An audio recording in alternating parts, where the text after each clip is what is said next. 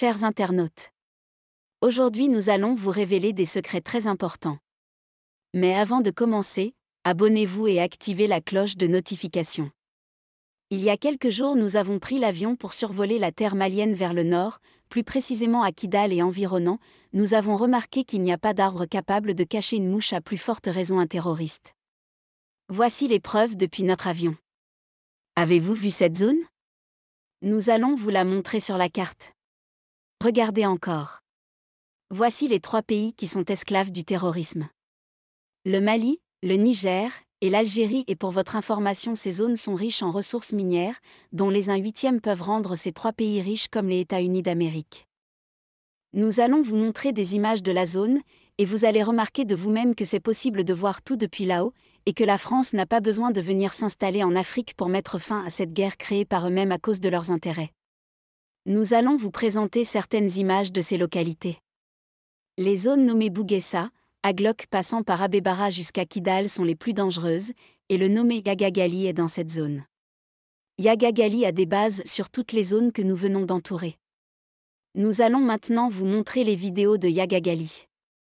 Mesurez vous-même la taille des arbres, vous verrez que si la France veut vraiment arrêter ces hommes, il lui faudra juste 15 minutes pour éliminer ces rebelles, mais juste à cause de leurs intérêts et la convention qui est entre eux et Yagagali, la guerre ne finira jamais et Yagagali vivra longtemps.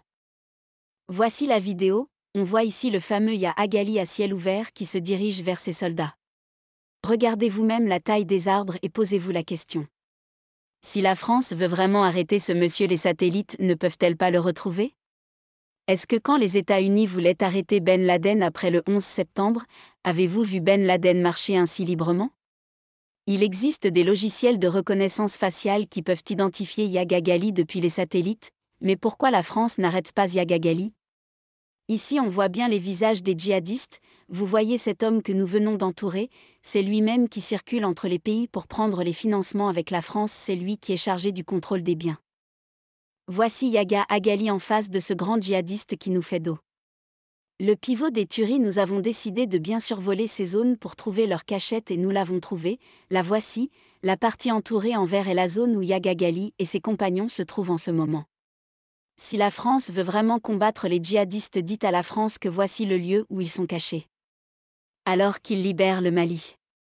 Tout est connu mais la France ne le fera jamais, et si les Maliens essaient de le faire, les Français tueront les soldats maliens avant qu'ils arrivent là-bas.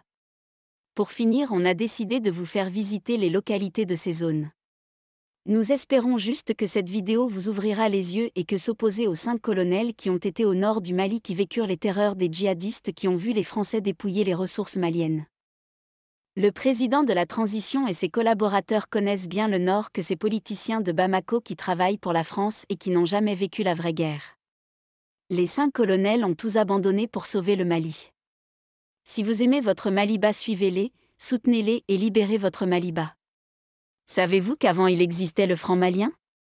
Savez-vous que tous les grands partis politiques de l'Afrique de l'Ouest ont été créés au Mali? Comme le RDA? Savez-vous que les plus grands saints de cette Afrique viennent du Mali? Savez-vous que le Mali est le pays le plus riche de l'Afrique? Maliens et Maliennes, récupérez votre pays et devenez première puissance de l'Afrique dans les 20 prochaines années. Mourrez pour réussir cette mission et vos enfants et arrière-enfants ne souffriront jamais. Vive la paix au Mali!